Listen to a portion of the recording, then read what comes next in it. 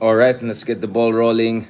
Uh, Coordinating what 3, 4 different platforms right now. I hope makayanan ng ating internet. I'm using my own postpaid dun sa iba. The problem kasi is medyo elevated tayo, so sometimes our signal is not so good. So problema naman with our internet right now is I'm not sure if it can handle multiple lives at the same time. But let's hope for the best. Let's hope for the best. Let's see if this is the way forward. So we're live on Twitter right now on Spaces. I hope people are hearing me. It's also a platform where I think there's a great opportunity for back and forth inputs and suggestions and comments and hopefully not too violent reactions. Live din tayo dito sa YouTube. Also here on TikTok, yeah. Why not? For our friends on the other side to hear us better. Since they keep on censoring and shadow banning me anyway. All right.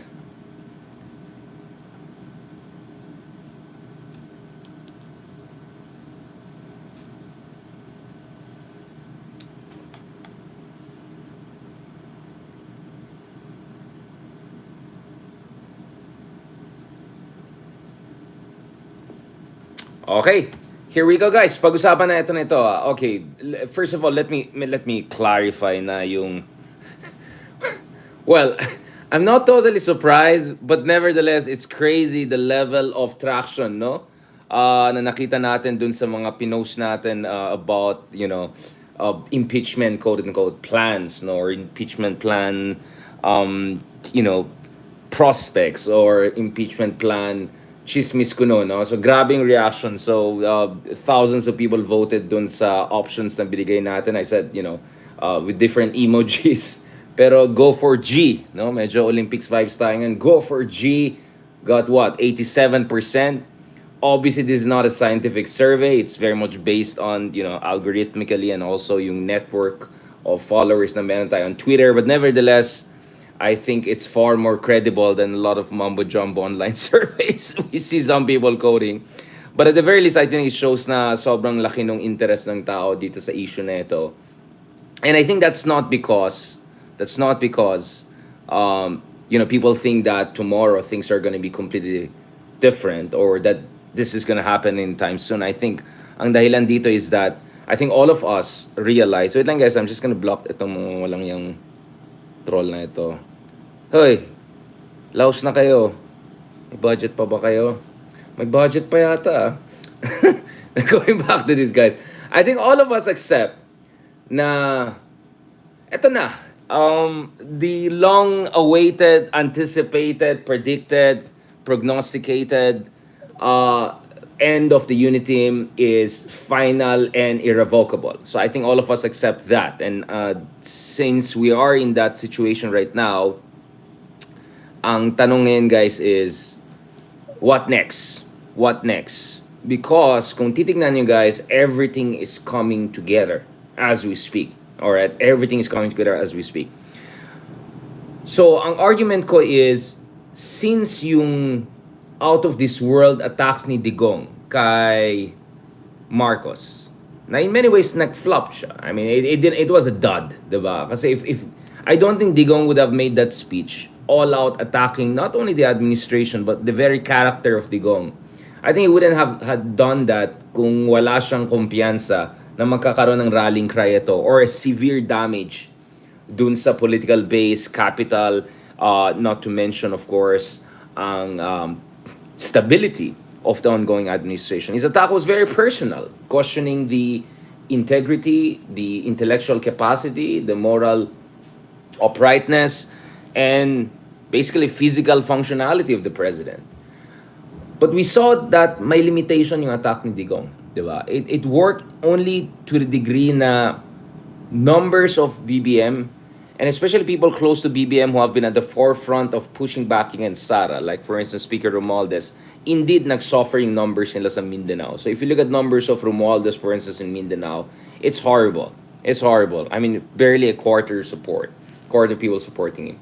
Yung isang malaking dahilan na bumaksak din ang numbers ni Marcos ay hindi lang dahil sa inflation and all. A big part of that is, let's just call it the DDS backlash, right? DDS lash, if I can put it that way, right? But nevertheless, it was not very effective in a sense that still President Marcos Jr. has a majority support. Still, he's coming into the midterm elections with multiple parties behind him, almost all major parties behind him. You have influential voices in the opposition openly calling for a grand coalition, if not the modus vivendi. Of course, I'm talking about Senator Trillanes with the administration, essentially a new unity team against Duterte. Essentially, everyone who's against Duterte are coming together. At marami na bangga ang mga Dutertes. Marami inis sa kanila. Far left, liberal left, now of course loyalists, mga kasama natin sa Solid North. My goodness, the kind of jokes and attacks I'm seeing against Kiboloy, against Duterte and all, mga Ilocano jokes forwarded by friends, relatives and all. So it's crazy, right? So from Solid North to Solid Pink to mga makabayan, lahat galit sa mga Dutertes for their own reasons, right? So kaya Sara Duterte staying inside the cabinet was always a kind of a boiling frog situation, right? As you know, of course, the metaphor boiling frog, if you put a frog in a boiling water, hindi niya malaman until it's too late. But I think in this case, there was an awareness. And I think the quitting from the cabinet the other month by Sara Duterte was a recognition that she didn't want to become the boiling frog, right? That she wanted to strike back, or at least be in a position to strike back.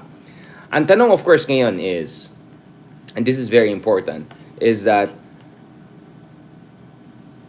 are we moving towards a Mexican standoff, or has the Mexican standoff already began? Because from my understanding, BBM, being conflict avoidant, being very, let's just call it cautious, right? He's not gonna strike back unless you strike at him. So in a way, I think some people are waiting for the first strike to come from the other side. And when I say other side, I'm not talking about si Digong. Si Digong, wala. Matagal niya nang ina-attack si BBM. Panon pa ng elections, ina-attack niya si BBM. Tinawag niyang weak leader, tinawag niyang spoiled brat. And some of the, personal attacks that he was levying against the president earlier this year, ginagawa niya yun noong 2021 pa lang. And that's why Duterte said neutral siya. Alright? That's why Duterte said neutral siya. At hindi niya supportahan si BBM, right? And in fact, let's be honest, I think people know that at some point, well, this was actually open secret. Isko was openly angling to get Duterte's endorsement, and that's why the attack of Lenny and some of these people was that Isko was really the secret candidate of Digong. Anyway, mahabang usapan yan. Maybe we can have Isko to say his side, to be fair. I don't want to get into Marites and all of that. What I'm saying here is that the Mexican standoff would escalate into something else if Sara were to do something. And guess what? Earlier this week, finally, eto na, Sara Duterte releasing a statement directly attacking the administration. Kung maalala nyo, hindi niya ginawa nung nag-resign siya sa kabinete. In fact, ang sinabi ko is, ang napaka-weird doon is, bakit nung si Sara, sorry guys, medyo I'm a little bit extending what I'm saying kasi may mga walang yung mga trolls dito sa TikTok. I'm adamant to show na you cannot intimidate me, right? So go lang kayo ng go, and I'm just gonna block you and block you. Because this is exactly what we want to do, guys. We want to show na hindi tayo ma-intimidate. We want to show na the tide has turned. We want to show na laos na sila. We want to show na wala na kayong power. Nung time na nasa poder kayo, you couldn't intimidate us into silence. And then now pa. Wala na, laos na kayo. But going back to this, guys. So, always the question was, when will Sara Duterte strike?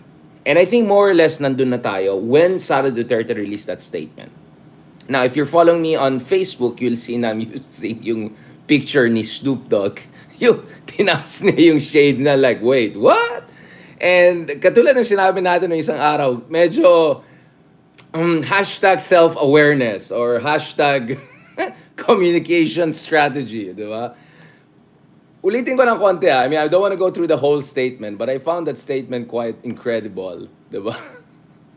When Sara was criticizing the administration and the very things that she was criticizing against the administration, medyo nakakatawa siya. In a sense that, wait lang, alright. Okay, so simula lang tayo sa mga sinasabi ni Madam, no? Alright, sinasabi ni Madam, no? So, Englishin ko rin, just in case, kasi sa Twitter especially, marami tayong mga followers na Mela International. So, the Philippines should be led by people who care and have the ability to promote clean government and the development of the country. Ang Pilipinas ay pinamumunuhan dapat ng mga taong may malasakit at kakayanan para itaguyod ang malinis na pamahalaan at pag-unlad ng bayan. Okay, sorry dun sa conyotic natin accent, but guys, seriously, I mean, just this first sentence, you can immediately think how easy it would be for the other side to strike back. We can talk about the Farmali scandal. We can talk about all of those scandals and allegations of corruption with the Department of Health during pandemic period.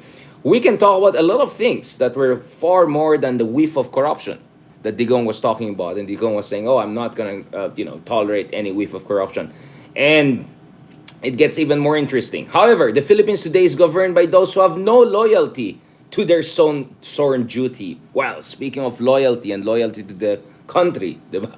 Pag-usapan natin ang West Philippine Sea. Pag-usapan natin anong sinabi ng mga ibang mga matapang natin leaders, yung mga napaka-patriotic natin leaders ukol sa West Philippine Sea. No comment. In fact, it got even worse. Some members of this family even came out and said, "Oh, don't demonize China. Parang kawawa pa ang China. Parang China pa yung biktima." 'Di ba? Tapos kung sino ang gustong kumuha ng tulong sa ibang bansa para siguraduhin na hindi tayo kawawain dyan sa West Philippines. Oh, proxy war. Yan, tuta ng America and all of those things. Now, I want to make it clear. Kahapon, I was hoping actually discuss this issue of potential impeachment, at least impeachment plan, or what are the prospects, is it feasible and all of that. But, our good guest medyo went into EDCA issue and foreign policy, so medyo napahaba yung discussion. So, hindi po siya clickbait. Alright, I'm very critical of the clickbait thing, although sometimes unavoidable to be a little bit cheeky and get the ball rolling and be spicy. But the reason hindi napunta rin yung kahapon is precisely because medyo napahaba yung debate namin ng guest natin, si Dr. Belio, dun sa issue ng EDCA and Philippine-US relations and Philippine-China relations. But anyway, sabi ko, today bawi ako. Pag-usapan natin ito ng mabuti. So, going back to this, guys, sentence after sentence, you can easily say, parang, baka naman, di ba? Self-awareness man dyan. Like, di ba, if you're gonna attack the other side, you want to make sure na walang sabit, di ba? Walang sabit. Practically every sentence here, right? Every sentence here, you can raise, criticism back. Sinasabi pa dito, we are now being governed by the fear for the future of our children. Speaking of fear, we can easily talk about extrajudicial killings. Tens of thousands of extrajudicial killings under the previous administration. It's so bad that International Criminal Court, from my understanding, it's just a matter of time before they come in. It's so bad that the Department of Justice and even Menardo Guevara, the Solicitor General who was Digong's Secretary of Justice, has admitted na, ay sorry na lang kung if ever may issue na warrant of arrest or something along the lines by Interpol, sorry, we're not gonna interfere. Kasi ang nakasalalay dito is, our international relations. Essentially, our position as a supposed rule of law champion in the West Philippine Sea and in this part of the world as a kind of a democracy and all of that. So we can go sentence by sentence here, guys, and essentially matatawa ka na lang. Na complete lack of self-awareness, or at least from a political communications standpoint, amateur hour to the max. But, pwede natin pagtawanan ito, pwede natin gamitin yung mga memes na Snoop Dogg, among other things. But the fact of the matter, guys, here is that for some, shots have been fired, diba? In a sense that if this were a Mexican standoff, someone is already openly positioning as an opposition in the government, and this attack, right? So, in effect, over the past 6 months, ang nakita natin was proxy war. Yung tatay, yan, attack kay BBM. Yung asawa ni BBM, respond dun sa kabila. Si Baste, respond kaagad. Si Polong, so a lot of proxy was going on. And then, of course, you have Duterte allies like Alvarez, although not many of them are left in Mindanao as far as at least the political elite are concerned, attacking. And then you have Romualdez and some pro-BBM people attacking. And then, of course, you have war of bloggers.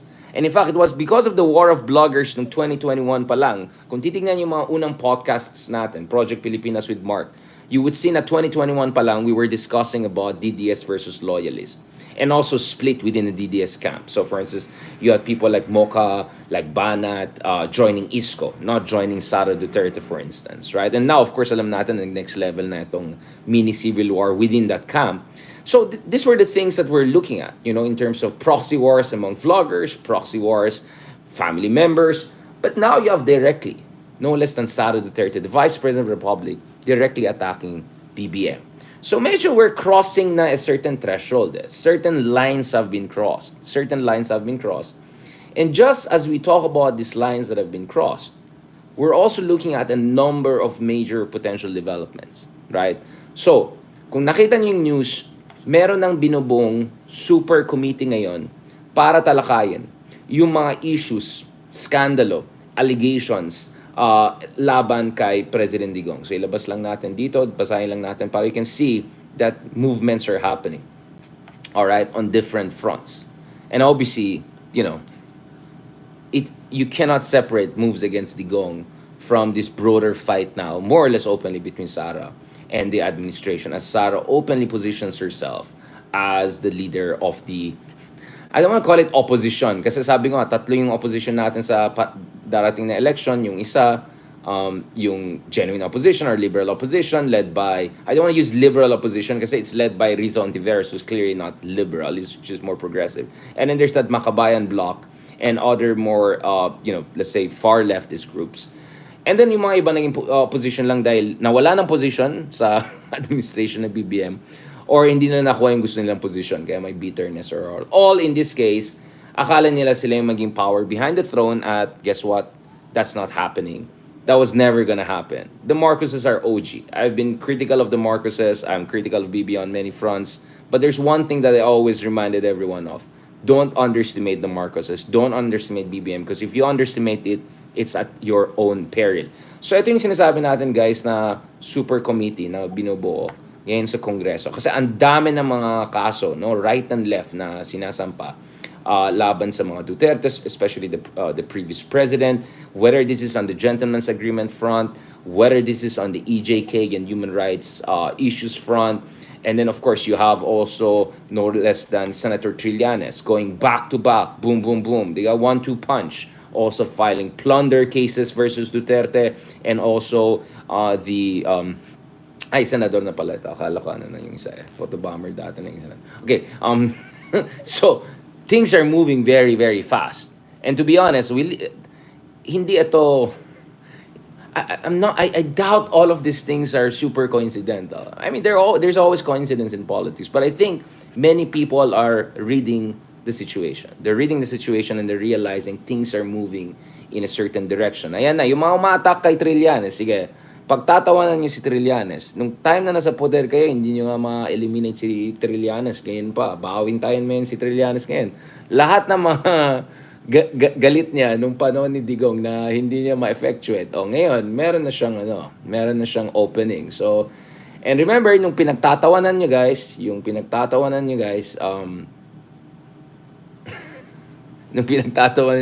sinasabi ni Trillanes about ICC, pinagtatawanan niya kami.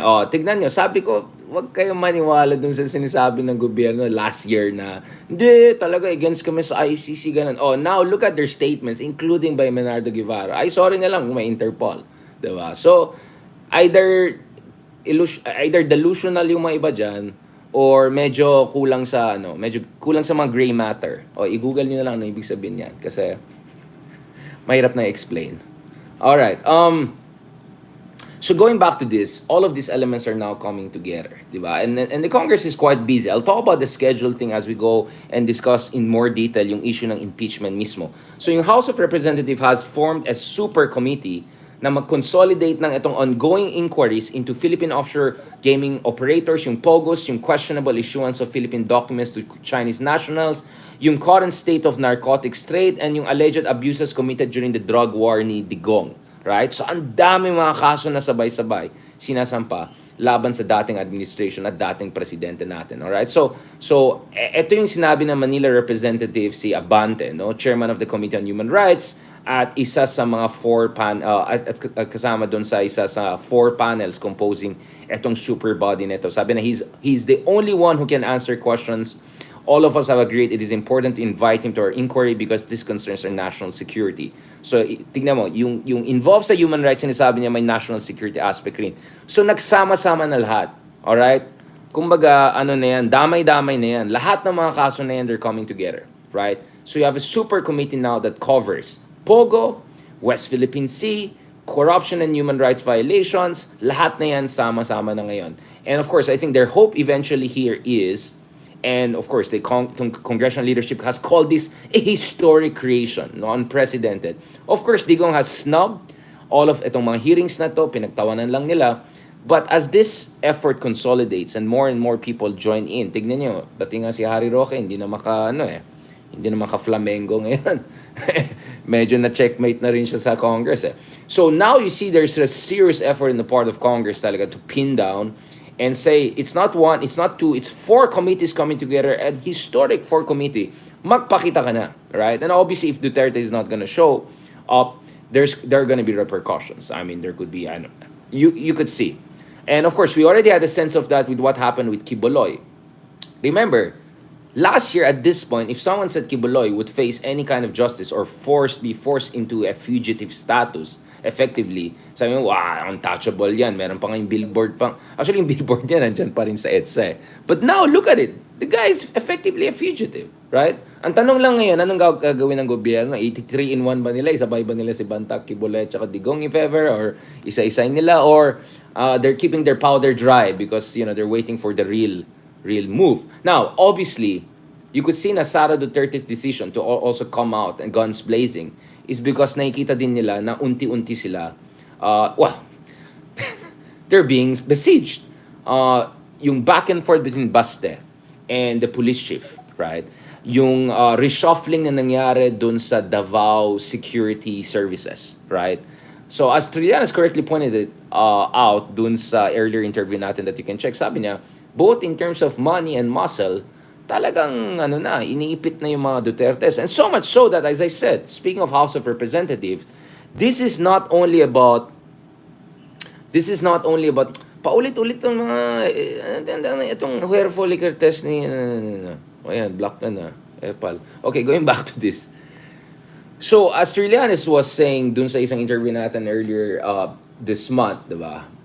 If you look at it both in terms of muscle and money, medyo openly nga, admit na nila na medyo delikado na sila. And so much so that there are now open conversations about Migs Nograles or the Nograles is somehow looking at their own options also in Davao. That maybe for the first time since 1990s, may laban ng mga Nograleses because they were always the junior partner or rather the let's just say the less strong party as far as the clash of dynasties in Davao was concerned, right? Davao was not meant to be a Duterte land, right? By just some twist of history, the Nograleses were checkmated by Duterte. But that was far from given. And in fact, there are some Davao analysts who argued back in 2015 that isa sa dahilan na tumakbo si Digong para sa presidente. And if ever hindi siya nanalo sa presidente, pagka-presidente, actually delikado na sila. That they were already showing signs of vulnerability. And then they went for gold, boom, Duterte becomes president, boom, the next 6 years are in power, and then they think that BBM will just be a kind of a puppet, it didn't work out that way, and now things are turning against them. So there's also fluidity. And of course, the administration has the resources, has the machinery, and that puts them in a good position in case if they want to also pin down the Dutertes in their own very supposed backyard. I say supposed backyard because I have a lot of Davaoenyo friends who take offense if you suggest that Davao is a Duterte territory per se. It just happens that at this point in history, they have been the more dominant political dynasties. So, what does that mean, guys? What does that mean? So there are at least 3 scenarios we can look at here.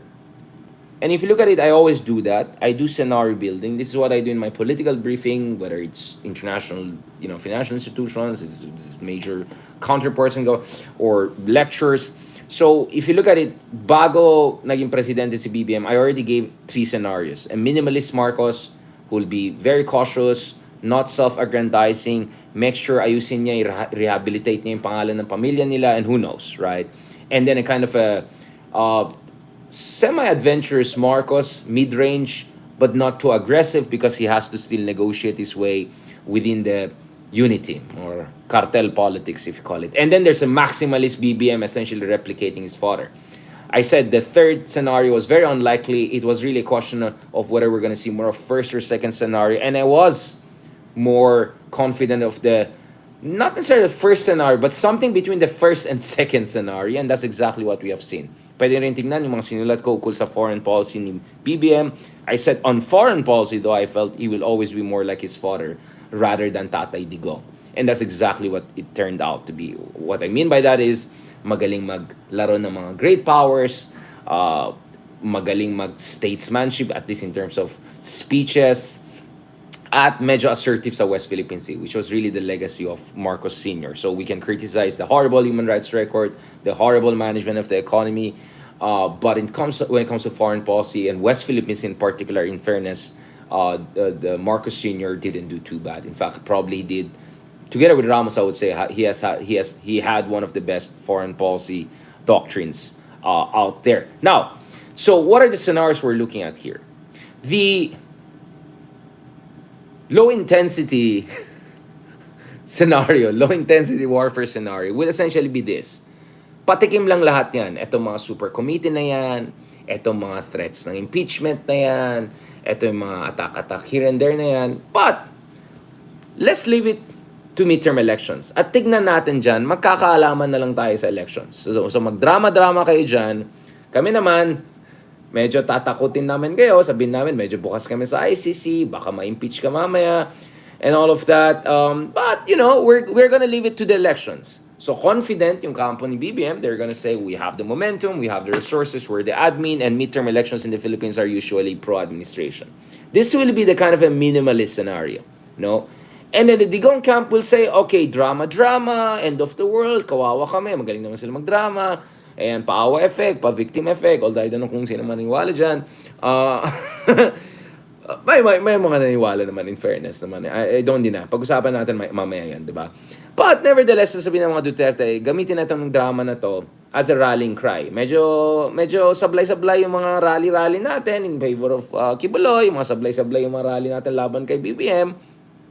Pero magkakaalaman na tayo sa elections. At in fairness naman, base at least sa mga surveys, there's a good chance na 2 or 3 pro-DDS or DDS-leaning individuals could make it to the next Senate, and who knows, maybe patakpuin natin si Baste or si Pulong. Let's see where it goes from there. And with SARA, bahala na what she's gonna decide. Although from what I hear, it looks like Digong is realizing baka medyo delikado sila sa Davao, so siguro siya na lang mag-mayor. And of course, being a mayor also puts him in a position of semi-immunity, right? Semi-protection. Kasi mayor ka ng Davao, so just in case things go south, mayor ako so I control this. So he'll have his own fifth. So that will be the minimalist scenario.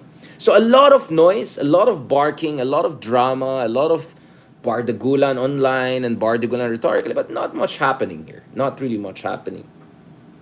The second scenario, I think, which is kind of the mid-range scenario, is there will be some people filing an impeachment, even complain against SARA. And right before elections, or just as the certificate for candidacy is filed, there's already a big move on the part of ICC. But the administration will not go for implementation of the ICC warrant. Ididribble nila yan, hintayin nila after elections. Of course, BBM will come out and say, no, we don't want interference. So, ulitin niya yung mga charot na yan.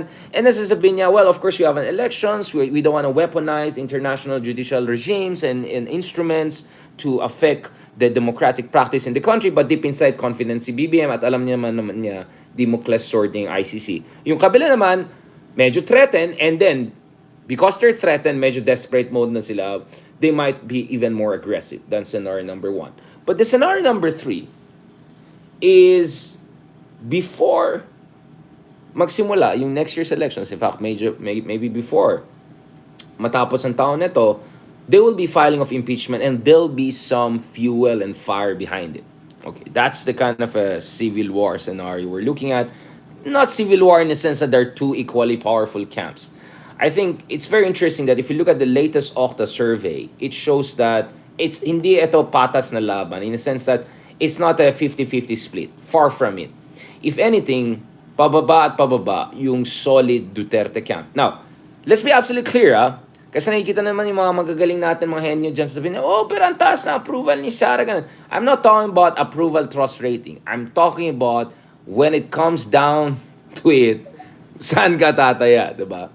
So the Duterte camp, from the previous Okta survey we discussed with Okta President si Ranjit Rai, my former professor and my friend, back then it was more like a 20-31 split, right? Not still 50-50, but you never know. I mean, you could imagine if Duterte's played their card well, the 20% of the Duterte style side would go 25, and then the BBM side will come down to 25, and then magkakaalaman na lang sila doon. Because what was interesting with the Okta survey, which, that was very interesting survey. Let me project it here. Sorry guys dun sa mga hindi niyo nakikita, but don't worry, I'm gonna bring out the final version of this. Makikita niyo naman. So if you look at the previous Okta survey, the split was 20-31, and then around 44% undecided or wala nang paki sa politics kasi na-depress, nag-switch out, gusto mag-migrate, nag-love life, nag-jowa, forget about it, no? And then there was a lot, around 4-5% with margin of error of 3% who said, doon na kami sa traditional opposition, right? Now, the numbers have changed. So, from around 30-31%, umakyat na sa 36% yung team loyalists. Let's just put it that way. Obviously, let me just clarify. When I say team loyalists, I don't mean that all of these 36% now, sorry, from 31% to... I'm not saying all of them have equal level of intensity. But nevertheless, all of these people, if they were asked a question, pipili ka, Digong, or SARA or BBM, saan ka tataya? BBM sila.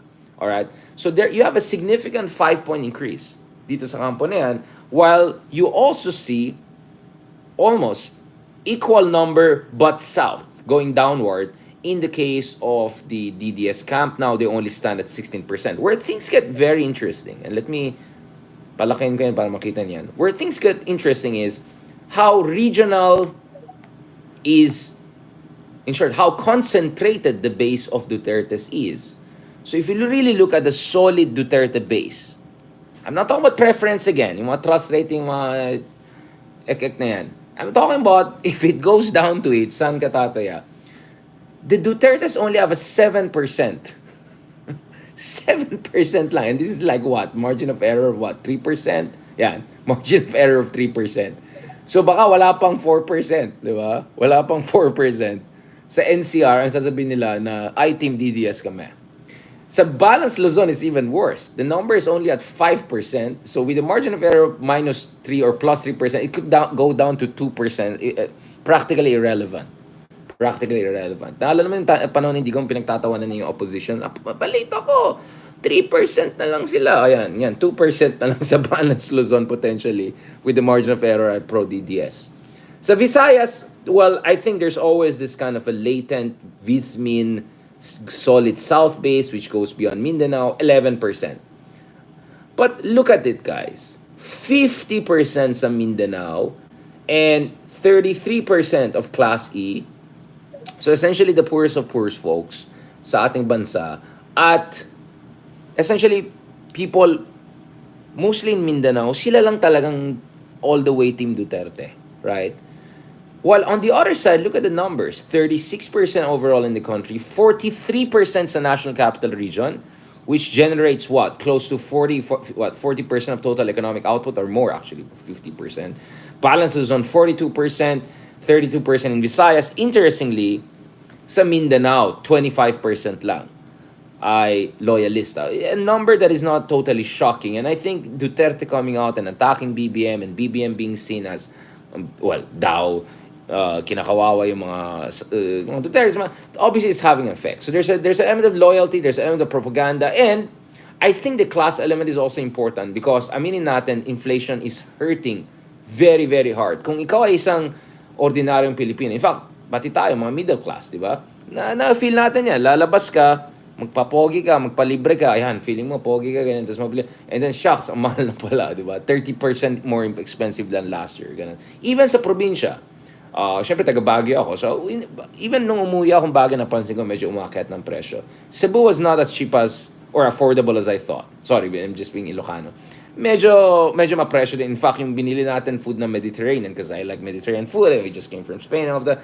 Parang, by the way, this is before si Atay nag-concert sa Taylor Swift. Parang, ang laki ng gastos. Medyo napapamahal ako. If you want to get good meat, protein, and all, medyo mahal. You know, Mediterranean kind of cuisine or something like that. Anyway, so, I think there's also an element of inflation and the economy.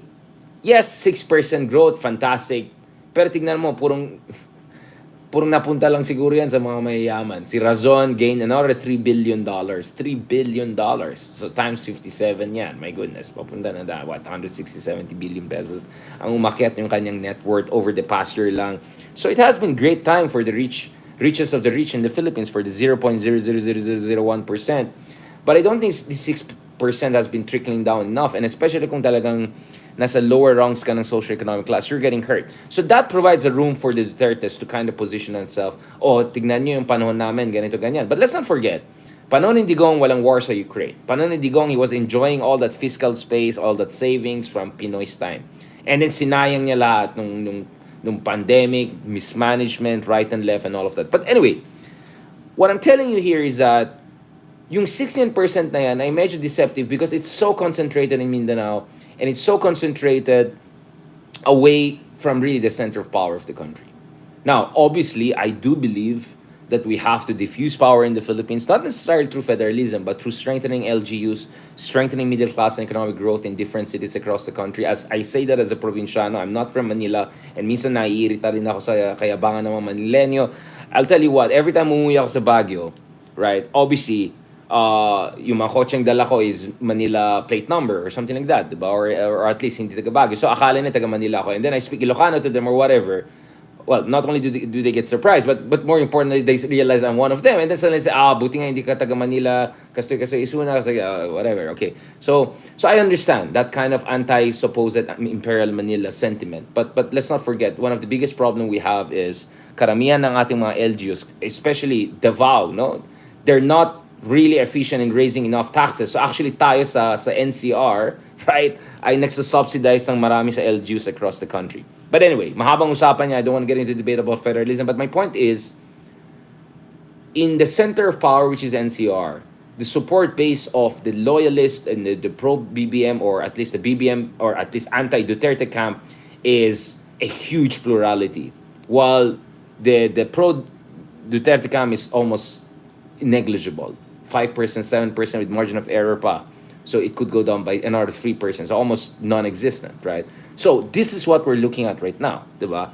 So in an all-out scenario, third scenario, even second scenario, I do not see massive protests in Metro Manila. I don't see massive protests in Baguio in favor of Digong or Dutertes or in favor of SARA. I just don't see that. I don't see EDSA. Well, I don't want to say EDSA 3 kasi yun na yung kay Erap diba? Nung pina-replace siya. But so I don't see that scenario but some things going a little bit south in the south. Yes, that one I see, right? That one I can see. All right. But the question here is impeachment. Is it even feasible? Well, there are a number of issues here. So as you can see, medyo inisip naman natin mabuti. I'm looking at this from 10 different angles, right? Kaya iritang-irita ako dun sa mga iba na akala nila, you can do proper political analysis by just citing what's in the Constitution. Anyone can just Google what's in the Constitution and go with it, right? It's about looking at different moving parts and different scenarios and their likelihood. And then, of course, making sure that you know who are these players. Maybe you have met these players. Maybe you have conversation with these players. Maybe you can assess who is who, what is their psychological profile, what is their risk appetite, etc. Medyo may sinulat lang naman tayong libre about Digong. Medyo kilala naman natin yung mga fellow Ilocanos natin nandyan in power, mga ganun. Although, I remain critical of all. But anyway, going back to this. I mean, when it comes to the impeachment proceedings, let's just be very clear about this. The history of impeachment is not very encouraging for those who want an impeachment to happen.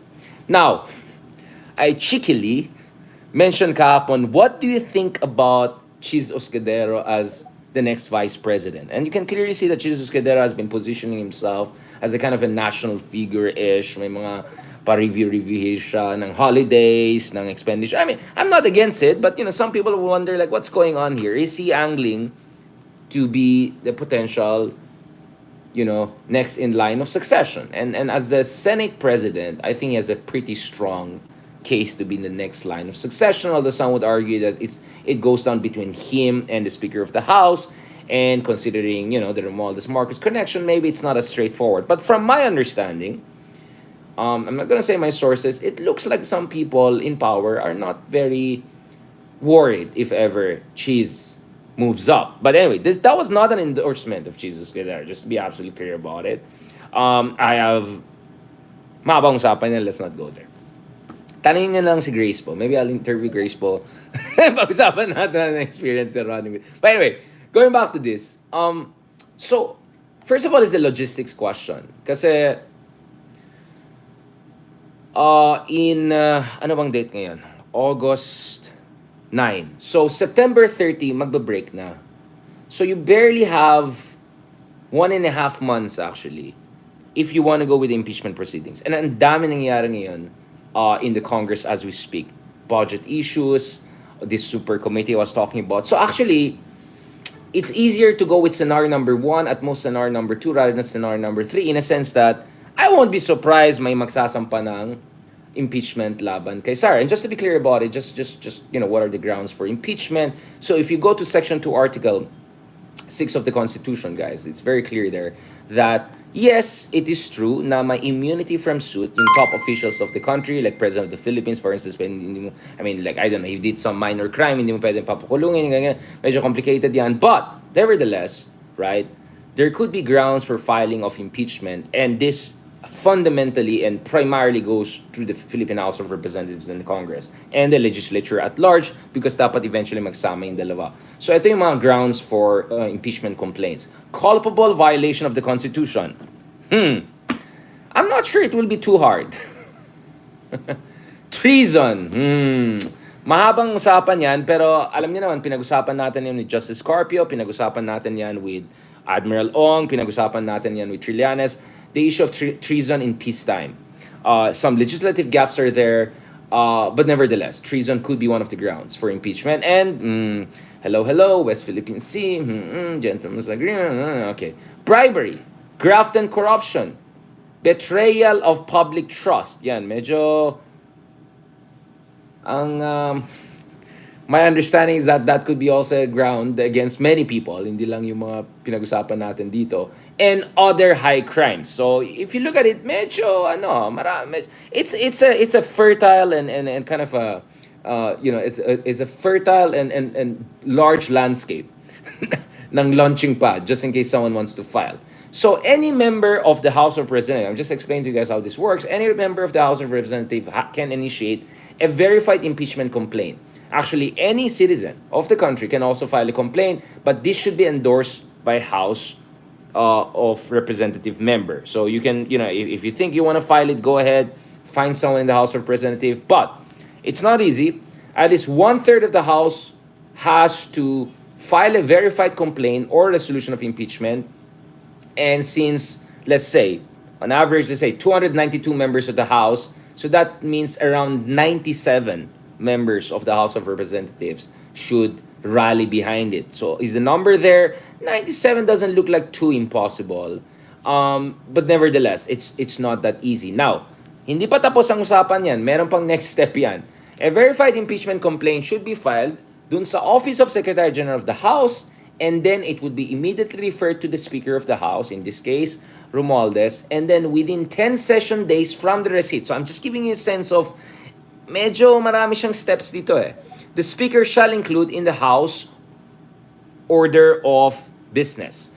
In relation, dun sa complaint filed against, for instance, President Digong on March 16, back then si Pantaleon Alvarez had until May 23 to include it dun sa order of business. So the Speaker of the House also has some prerogative.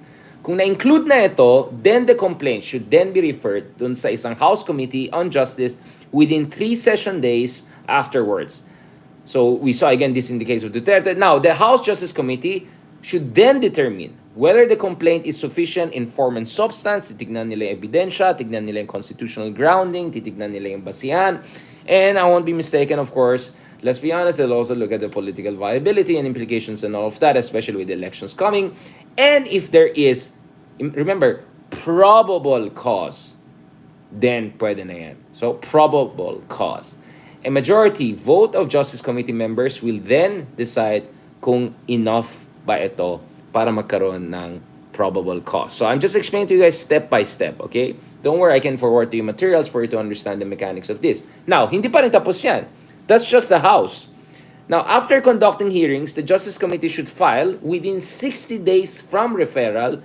So now you suddenly see there's suddenly 60 days. So now do you see the timing problem? So siguro hindi rin nakita initially dun sa timing problem. Parang okay, pwede. But dito when it goes to the Senate or sa bicameral, dito medyo time is an issue. So within 60 days from referral, a formal resolution to the House plenary regarding the impeachment complaint should be made. Kung may probable cause, then the committee will also submit a resolution setting the articles of impeachment. Dito, at least one-third of House of Representatives voting for the articles of impeachment will be needed for it to be endorsed to the Senate. This is equivalent 97 that I mentioned a while ago. Now, the impeachment trial now begins if you clear all of that. So you're already seeing September 30, October, medyo alanganin yung datelines, diba? The Senate then, speaking of trial, the Senate then will decide all cases of impeachment in a full-blown trial. In the case the President or the Vice President or Chief Justice, then medyo ano yan. No, in this case kasi Vice President, hindi naman President or Chief Justice Supreme Court. Okay. If 2/3 of Senate members vote to convict an impeachable official as outlined in the articles of impeachment, he or she will be removed from office. This translates to 16 out of the 24 current members of the Senate. So obviously, Bato will be with SARA, Robin Hood will be with SARA, Bongo will be with SARA. I don't know about Tolentino anymore kasi lumabas na siya sa PTB Laban. But that means that the pro-Duterte camp should just get 9 people, and it's not gonna happen, right? So aside from the usual suspects, they need 4, 5, 6 people, and it looks like it's easy to think about that. Historically, also, if you look at it, guys, the last time there was an impeachment that went all the way, in the case of Estrada, it didn't prosper a lot because the Senate blocked it. And nakagulo, and Estrada was not removed by impeachment per se, he was removed by military. if Yes, there was obviously EDSA DOS, but just like EDSA 1, if the military of the Philippines, I think in this case Angelo Reyes, if the military had not withdrawn support for ERAP, then wala. He could have still forced his case. So I'm just telling you guys how difficult, actually, technically speaking, an impeachment would be. So I think medyo malabo na magkaroon ng impeachment before elections or at least filing of certificate of candidacy. But you can imagine na baka magkakaroon ng convergence effect, na perfect storm situation. I think this is a very good point. A perfect storm situation, I think, is not impossible. Whereby the ICC comes in, whereby the super committee things come in, whereby at least 1 or 2 people will push, right, for an impeachment, and then maybe after elections, I think, then maybe they can move forward with that. But I think what's interesting here to keep in mind, guys, at sasabihin ko yan, I think mahalaga ito, guys. I'm not very sure kung I agree with Ronald, no, yung si fellow Big R natin, na after election is no more possible. I think it's very possible.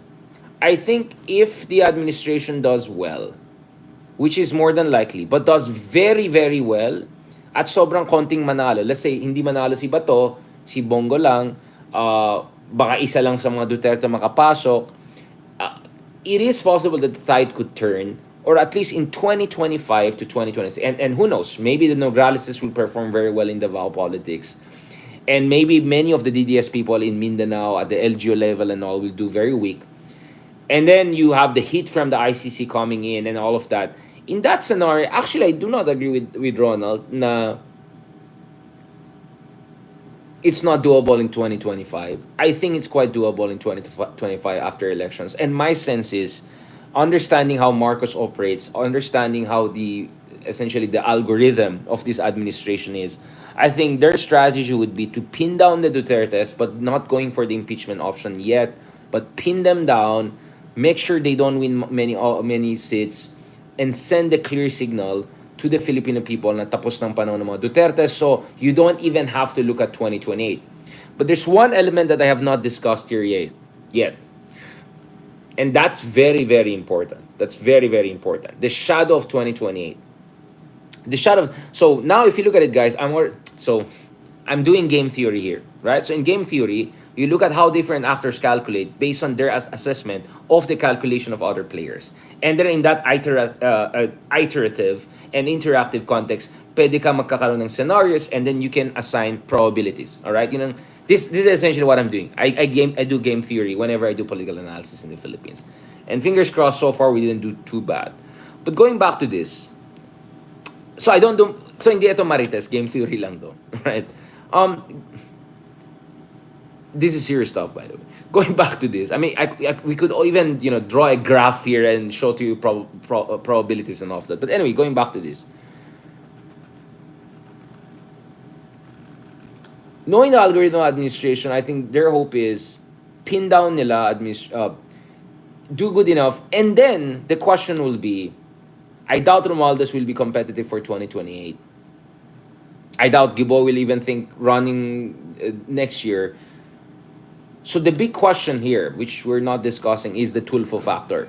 I think the Tulfo factor will be the biggest factor determining what will be the next big move of the administration when it comes to dealing with Duterte's.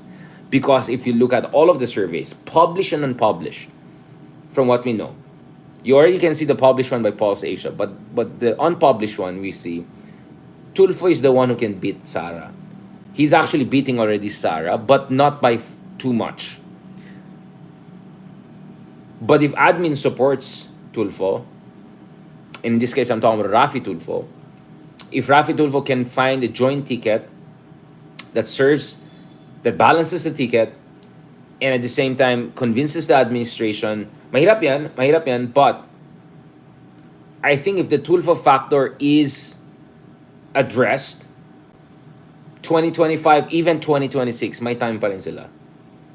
And that's precisely why Sara mentioned the possibility na baka hindi siya yung maging Duterte na tatakbo sa 2028, because I think she also recognizes na she's a bit vulnerable and she picked too early. Now, having said that, the Tulfo factor is important, but the Tulfos are complications to themselves. I think if there's I think the biggest possible obstacle to Rafi Tulfo running for the president, becoming president, is another Tulfo ruining his momentum. Because it's very possible that Erwin Tulfo or Ben Tulfo, one of them, will top the Senate race next year. And I don't know, it could go crazy from there. But I think if Rafi Tulfo plays his card well, and I think so far has played his card very, very well, hindi siya masyado sumasama sa away ng mga Duterte and Sara. Nung in-interview natin siya, he didn't want to talk about Sara at all. Ina-attack siya ng right and left ng mga pro-Sara people and all of that. But yeah, I think so far he's just eye on the ball, without even showing that he's looking at that ball to begin with. So very astute of Rafi Tulfo so far. But in my understanding, Rafi Tulfo will be the deciding factor here on how the administration move forward.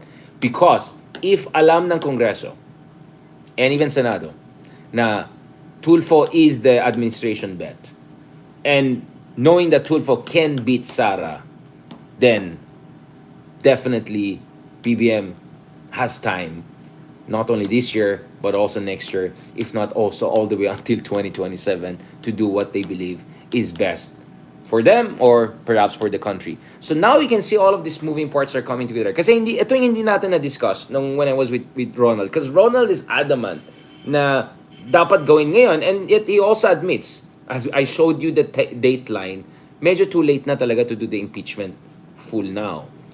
But I think if the Tulfo factor is addressed, pwede nilang gawin yan next year. So I think, for now, scenario 1 or 2, but who knows, scenario 3 is possible next year. On that note, thank you very much, guys. So there's no notes, nothing. I'm just saying all of this out of my mind. Hopefully, I'll try to write it down in a column or analysis because ang daming moving parts. And I think this is this is where I can say papunta pa lang tayo sa exciting part. On that note, thank you very much. Maraming salamat sa inyong lahat. Maraming salamat sa lahat ang nakinig sa akin, sa atin. I'm glad that at least for the first time in a long time we were able to do a little bit um what happened? Na-disconnect pala ito dito sa Twitter. Sabi ko, yun ang problema ng multiple. But at least dito sa YouTube and also dito sa yeah, I'm using my postpaid here. So hindi ko na ba't di kaya nito sa postpaid na. But anyway, I think a lot was already caught here. But anyway, thank you very much again sa mga nakinig sa atin. And please continue to support us on different platforms. Deep Dive with Richard Hidarian, dun sa Spotify, dun sa Apple Podcast. I really, really appreciate that. Okay, so this was a lecture type. And I'll tell you what, my role model for this is David Runciman of Cambridge University. If you look at his podcasts, um, he does this kind of a lecture type, straight to the point discussion. I really, really like that. I felt swak yan sa akin. I think Ezra Klein kind of also does that. But Ezra Klein is a journalist, so different yung approach na. So I just felt once in a while we have to have this. I won't call it a classroom lecture type, but I think this kind of a straightforward, multi-layered analysis way. Maybe hindi kayo natawa. I mean, maybe well, hindi naman kailangan matawa kayo. I mean, I know that people are looking for entertainment. Alam ko gusto ng tao Bardagulan or Marites and all of that. But you know, it comes a time when I say, wala akong pake kung 10 manood sa atin or 10 million manood sa atin. We have to give the people the best possible political analysis they can get. And free. For free ito. Now, kung nasaktan yung ego mo or hindi ma-absorb yung system mo, problema mo na yan. Alright? As they said, it's not for everyone, right? On that note, thank you very much, guys. Maraming salamat. Again, continue please to support us. Yes, on TikTok. Kahit sinisensor niyo ako, shadow ban, whatever. Okay lang yan. Wala akong pake. Go lang ako. Kahit kanina, ang dami nag-troll sa atin. Sinisira yung momentum natin. Sorry, it's not gonna work. Once I get into the zone, I'm all in, guys. And I'm already gonna be a machine. Alright? Thank Lord that He gave me that kind of ability to focus and get the ball rolling. For anyone who has watched me, my lectures all around the world, you can check my lectures at Harvard Law School, at Stanford University, Johns Hopkins, going on. Once I get into mode, I go for it. I don't care. It's 1 hour and 4 hours, 6 hours, I'll give the lecture. All right, I will go for it. And that's what I was going to do. Now, kanina lang, before this, kasi alam ko yung kabilang channel, medyo busy pa sila, I was just saying, okay, habang, basa muna tayo ng Hemingway, une génération perdue and all of that. Like, yeah, I was thinking about it. Yeah, I mean, people were brave back in the day. 100 years ago, people were going to war, risking their life, and yet living beautiful lives, and yet writing beautiful letters, beautiful books, leading, gorgeous existence against difficulties and all of that. And if the Fitzgeralds and Hemingways were supposedly part of the génération perdue or lost generation, well, you could also say that to a certain degree about us millennials. Not a single millennial has served in the Senate yet. There are not too many millennials in the Congress. The many that are there are from dynasties. The one millennial or two could make it to the Senate is from dynasty. So in short, we are a politically backward country. My whole generation millennials who have been at the forefront of tech, journalism, science, here and all around the world, we have been denied influence and position of power for far too long. And we have to correct that. And we can only correct that if we are serious and starts with serious thinking first. So yun ang unahin natin ngayon. Yung mga dami nagtatanong, Richard, anong balak mo? Ikaw, hinay lang tayo. Let's get it right first here. Let's do proper analysis. Dahil isa sa pinakamalaking problema natin, aside from my conyotic accent, isa sa pinakamalaking problema natin, guys, is that there are many people that are throwing out solutions, but solutions that don't make sense at all. There are many people there who are telling us they have the solutions, but their solutions do not make sense at all because it's not based on proper, serious analysis. There are a lot of people there who are pretending that they're fighters, they're there for the country. Ang daming mga tao dyan na biglang matapang ngayon, biglang nagva-vlog na, biglang daming sinasabi. You were not there during Digong time. We were there, we took the punches, we got the death threats, we were pushed into exile almost, but we stood our ground. So we were marooned. We have been through the war. We had our own version of war. And we're fighting back and we'll continue to fight back, God willing, because we believe in this cause. And the cause here is to make sure na hindi maging lost generation of millennials. We were not able to be so successful in shaping politics in the past decade or so, but I'm looking at Vico Soto. I'm looking at a lot of good friends who are doing a lot of good things. I'm looking at friends in Thailand, PITA, and Move Forward Party, or now reconstituting themselves as a new party and without any defections, or what they call Cobra in Thailand. Of course, Thai version of Cobra. I'm looking at all of these people. I'm so inspired. And I'm saying, okay lang, ayusin natin yan. But first, proper analysis. I'm tired of pakyut lang. I'm sick and tired of mga paulit-ulit na moralistic, simplistic, yung mga ganun discussion. If you want to change a country, you have to be serious. And part of being serious is to look at what is the Philippines as it is. We're not Norway. We're not New Zealand. Okay? I've been to Scandinavia. I've been to New Zealand. I've tried to study those countries. We're not those countries. We're culturally different. We're different in every sense of the word. But there are things you can learn from some of our neighbors in Thailand, in Malaysia, in Indonesia, in Latin America. Yes, sometimes there are also some best practices we can learn here and there to push for something better. And hopefully one day, yung ating mga youth leader ay hindi katulad ni, wag na yung mga cheese whiz na yan, panoorin nyo lang si yung kasama po natin. Ayaw na yung mga pakit na yan, yung mga ganun. No, we need something serious, okay? We need something serious. So, thank you very much. Alam ko, sometimes I say things na hindi tugma doon sa ideolohiya nyo, doon sa paniwala nyo, or hindi tugma doon sa feelings nyo. But I'm sorry, guys. If you want to be serious, we have to overcome our prejudices and blind spots and ignorance and all of that. Because to the best of my ability, it's already 10:30 p.m. I made sure that I give you a coherent, straight to the point, multi-layered, multi-scenario analysis and leave it to you guys. Because this is what we should do. Critical thinking. We should think for ourselves. As I always say, a good teacher is not someone who tells you what to do. Yung magaling na guro, hindi na sasabihin sa'yo, etong gawin mo. Ang magaling na guro, tuturuan ka paano mo gawin yung gusto mong gawin. Tuturuan ka ng techniques. Tuturuan ka ng methods. Passes down a certain sensibility or structure of emotion, if I can use it in a more academic way. And then, bahala na kayo umusga. Bahala na kayo mag-decide. So, this is what we do, guys, dito sa platform natin. Hindi tayo kasing big time ng mga iba. Hindi tayo kasing ng mga, mabait na mga kabilang channel. Minsan nakakairita tayo. Minsan naiabangan ng tao sa atin. Minsan naiapalans ng tao sa atin. But it's their loss. It's their loss because they're gonna miss this kind of serious discussion. At the end of the day, I wouldn't do this every single day, every single night, every single week. Traveling all around the world. Nakailang travels natin. By the way, hindi ito yung these are legit travels and talks and lectures. Because I believe in a cause. And what we're doing dito sa platforms natin is part of that cause. And I told you, parati ko sinasabi, wala akong pake kung sinong binoto mo last elections. But I want to make sure you vote for the right people in the next elections. I want to make sure you care about next elections. I want to make sure you care about humanity, your country, and your people. Alright, mahalaga sa akin yan. So whether solid DDS ka, yan katulad ni Sir, or solid loyalist ka, or solid Isko ka, or solid Lenny ka and all, I know at the end of the day, lahat tayo mahal natin ng bayan natin. I'll tell you what, yes, may mga siraulo dyan, may mga ganyan, yeah. But I think lahat tayo, gusto naman natin talaga yung best para sa bayan natin. Kasi gusto natin, na proud tayo. Kaya nga nung nanalo ng gold si Yulo, lahat tayo natuwa. Ewan ko na kayo, ayaw ko nang pumasok. But, do you get what I'm saying? Pag nananalo yung mga sports people natin, inaangkin natin para sa ating bayan. Kasi at the end of the day, all of us, tama si Mama Eden, solid pro-Philippines tayo, di ba? Solid pro-Philippines tayo. Medyo iba yung mga pananaw natin, medyo iba yung tingin natin, medyo iba yung methods natin. But at the end of the day, lahat tayo gusto natin umangat yung bayan natin. Lahat tayo gusto natin umunlad yung bayan natin.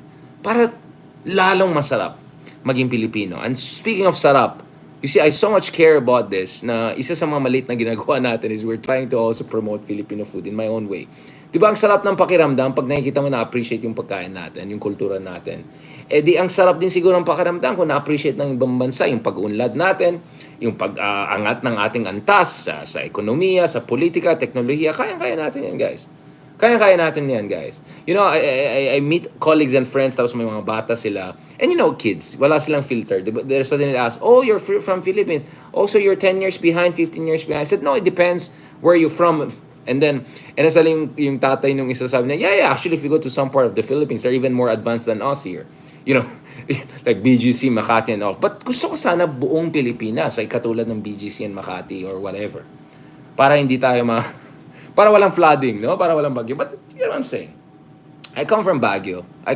So, hindi naman kami mayaman, but I think middle kami. Middle class kami sa Baguio. I think it's a middle class city. And I'm always proud of that. Of course, nag-deteriorate ang Baguio and all. Mahabang usapan yan. Interview natin ulit si Mayor Magalo and that. But I always felt, you know, that kind of a middle, dignified, good life that we had in Baguio, kaya yan sa buong bansa kung ayusin lang natin. Kaya ako, kahit ganyan politika, pag pumunta ako sa Davao, nakikita ko yung mga gandang lugar sa Davao, natutuwa ako. Nung napunta ako sa Cebu, natutuwa ako na nagde-develop ng Cebu. Gusto ko talaga mag-succeed yung bayan natin. So, I hope lang guys, you don't take itong mga different points of view, wrongly.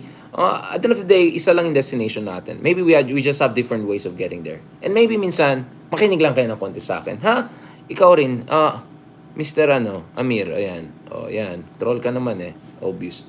Alright. And, there's a reason why I interrupt my own lecture by doing this. Because I'm showing to you guys, dapat lumaban tayo. Huwag tayo magpabuli. Alright? Huwag tayo magpabuli. Okay? Huwag tayo magpa-intimidate. You fight back. Lalo kung laos na sila.